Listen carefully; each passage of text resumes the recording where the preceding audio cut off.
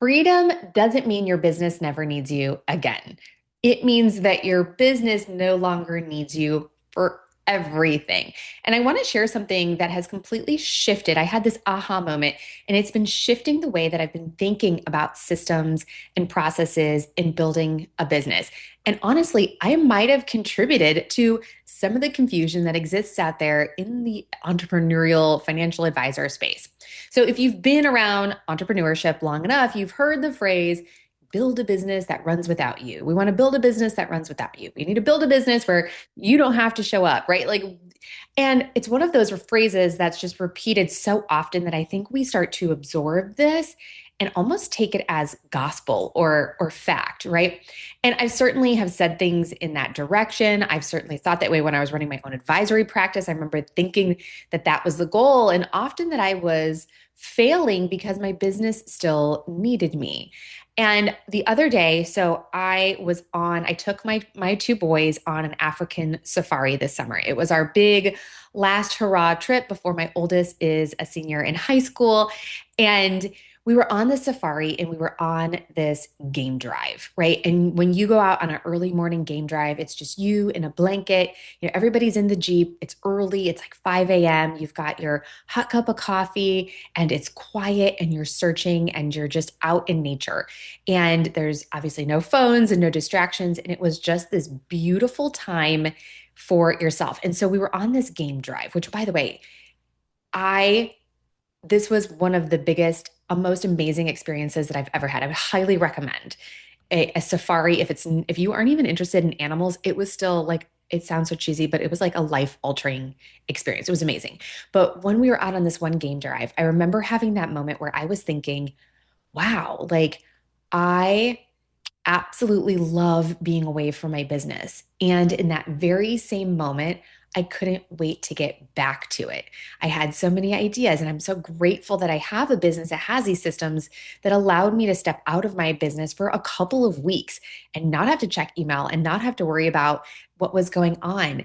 And I realized that I wasn't striving to build a business that couldn't run without me forever.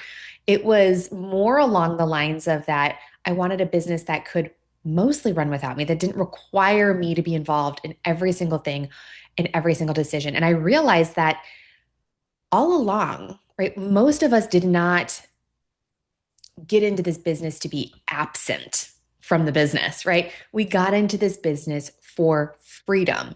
And whether that was freedom of schedule, freedom of vision, freedom of way of doing, freedom of financial gain, right?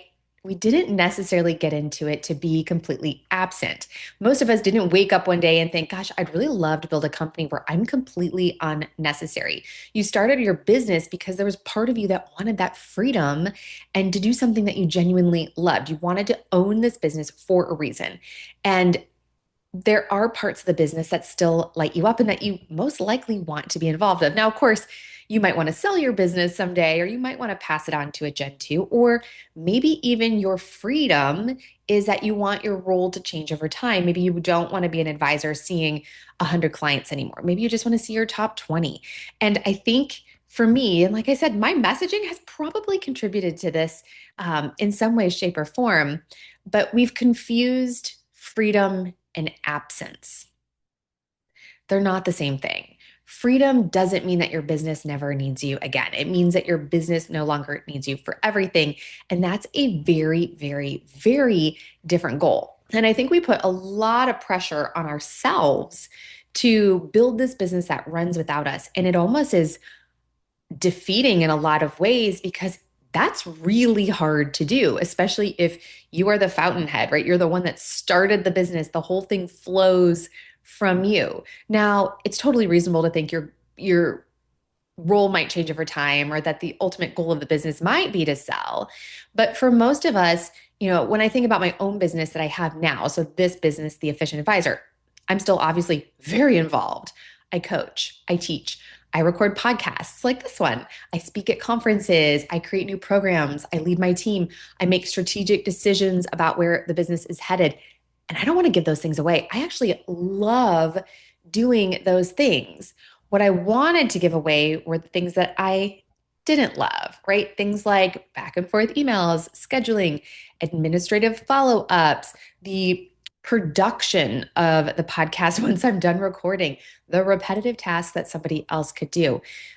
That's what systems has given me, right? Operational bottlenecks existed simply because I didn't have a documented process or I hadn't empowered somebody else to make that decision. Once I was able to start giving those things away, it's not an escape from my business. That wasn't what I was doing. It's given me the freedom to spend my time doing the work that gives me energy, that brings me joy, that totally lights me up.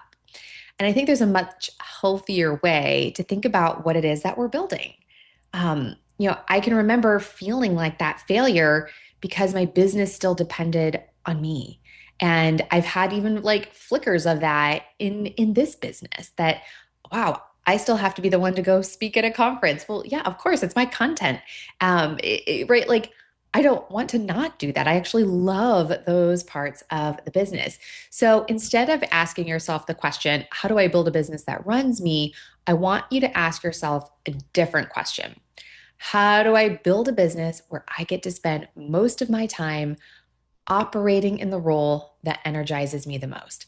How do I build a business that optimizes me and what I got into this for? Because I think that's what we're actually really after. Not absence, really more just alignment, right? Because there's so many facets. Y'all know we wear so many hats as financial advisors. There's so many roles in the business that you are fulfilling. So I think it's more about alignment as opposed to absence, and not necessarily stepping away from the business in its entirety, stepping away from the parts that no longer require your unique talents, or even if they do, hiring somebody to do those things, the things that just don't make you happy, that aren't in alignment. So I have a simple exercise that I would love for you to do this week. For the next week, maybe you're doing a time tracking, or maybe you use a planner like I do. Um, I want you, as you're going through your schedule, as you're going through your model week, as you're going through your day, just take note, two columns: things that give me a ton of energy, things that drain my energy. Answering emails, if that gives you energy, I mean, you do you.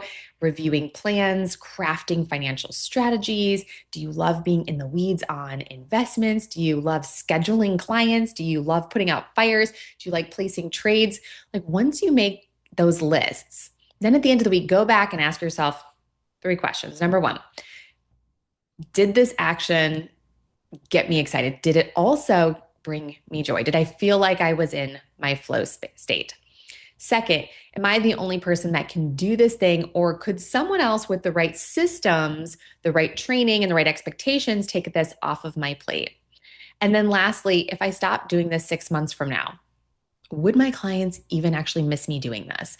Or would they simply just benefit from having a more focused, more energized, more motivated and excited version of me?